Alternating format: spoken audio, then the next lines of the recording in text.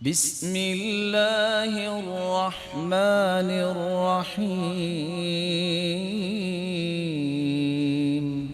رسول اکرم صلی اللہ علیہ وسلم پر یہ قرآن نازل ہوا ہے۔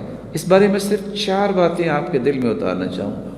زکوٰۃ 7.5 تولے سونا ہے آپ کے پاس کسی شکل میں 87 گرام، 52.5 تولے چاندی ہے 613 گرام، یا اس کے برابر نقدی ہے آپ کے پاس، کیونکہ اس وقت یہ نقدی تھی۔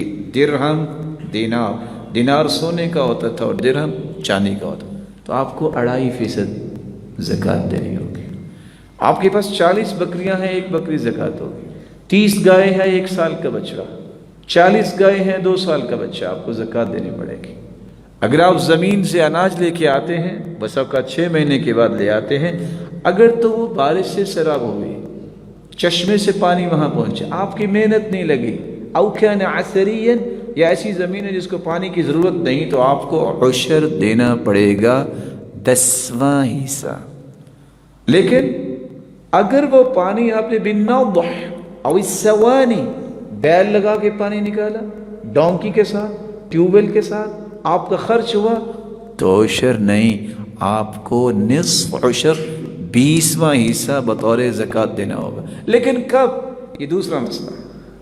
ہم اناج گھر میں رکھ لیتے ہیں، 2 کلو اس کو دے دیا، 2 کلو اس کو دے دیا۔ آتوا حقہ یوم حصادی، جس دن کٹائی کرتے ہو نا، پہلے اللہ کا حق دو، پھر گھر لے کے جاؤ۔ زکوٰۃ والا بھی کیا کرتا ہے؟ زکوٰۃ رکھ لی، سارا سال بانٹتا رہے گا۔ یہ تو آپ کی ہے ہی نہیں، آپ کس اصول سے اپنے پاس رکھے ہوئے ہیں؟ زکوٰۃ فرض ہوئی، فارغ ہو جاؤ۔ اگر اتنے ہی خیر خواہ ہو، نام کما رہے ہو کہ یہ تو ساری زکوٰۃ دیتا ہے، تو آئندہ سال کی زکوٰۃ دو نا، رمضان میں حساب کر لینا۔ اللہ کے رسول کے پاس عباس رضی اللہ تعالیٰ عنہ آئے، فرمایا کہ میں رمضان میں زکوٰۃ دیتا ہوں، لیکن ضرورت اب ہے لوگوں کو۔ کہا اب دے دو، حساب اس وقت جا کے کر لینا۔ 4 غلطیاں اس وقت دور ہونی چاہیے۔ پہلی تو بات یہ ہے کہ کوئی ضابطے کے مطابق زکوٰۃ نہیں دیتا۔ بھٹے کا مالک کو کہتا ہے میں نے فلاں مسجد میں 1 ٹرالی اینٹوں کی بھیج دی تھی، زکوٰۃ ہو گئی؟ جائز نہیں۔ میں نے 1 ٹرالی وہ فلاں مدرسے میں بھیج دی تھی، 1 ٹرالی میں نے فلاں غریب کو دے دی تھی۔ حساب کرو، حساب کر کے زکوٰۃ نکالو۔ ٹیکس دینے میں تو سارے شیر ہیں، 36% 40% ٹیکس دینے کے لیے تیار ہیں۔ جو نہ دیں تو جانتے ہیں کیا ہوتا ہے، لیکن 2.5% نہ دیں تو مال یہ حلال نہیں ہوتا، اس میں حرام پھر شامل ہو جائے گا اور بے برکتہ بھی ہو جائے گا۔ اور کیا ہوگا پھر؟ یہ سارے کا سارا مال بن جائے گا کنز۔ کنز اس مال کو کہتے ہیں جس کی زکوٰۃ نہیں دی جاتی۔ قیامت کے دن یہ گنجا سانپ بنے گا اور انسان کے گلے کا توق بن جائے گا، اور سانپ جو ہے گنجا اس لیے ہوگا کہ اس کی زہر اتنی ہوگی، ایک پھونک مار دے تو پوری دنیا کی ہریالی سیاہ ہو جائے۔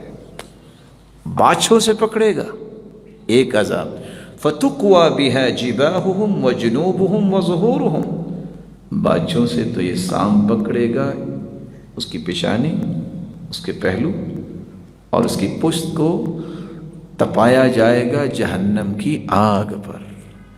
حساب کر کے زکوٰۃ دیا کر۔ ایک دوسری بات، زکوٰۃ جب وقت آ جائے نکال دو۔ اگر آپ پورا سال زکوٰۃ کو اپنے اکاؤنٹ میں رکھتے ہیں، تھوڑی تھوڑی کر کے بانٹتے رہتے ہیں، تو جو اس کے پروفٹس آ رہے ہیں اس کی زکوٰۃ کون دیتا ہے؟ آپ نے کس اصول کے مطابق اپنے پاس رکھی؟ وہ تو آپ کی ہے ہی نہیں، وہ تو مال اللہ کا ہو گیا۔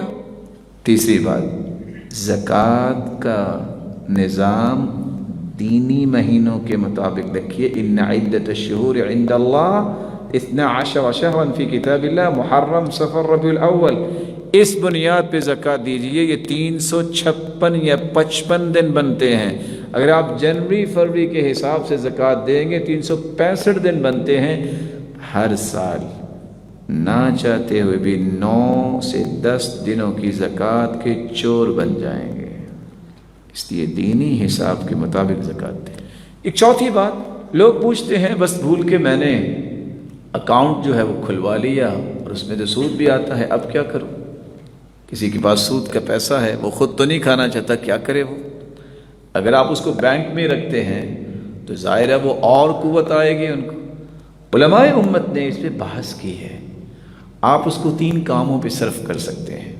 سب سے پہلا کام، جو سود کی مصیبت میں پھنسا ہوا ہے اس کو آزاد کرواؤ، اور اس کو اللہ سے ڈراؤ کہ آئندہ سے تم یہ کام نہیں کرو گے، تیرا قرض اتار دیتے ہیں۔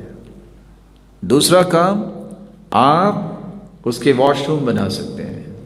تیسرا کام، جو امت کے متعدد علماء کی رائے ہے، المصالح العامہ، عام مصلحت پہ اسے خرچ کیا جا سکتا ہے، رستے بنوائیں، برج بنوائیں، لیکن اپنے اوپر خرچ نہ کریں۔ أشهد أن لا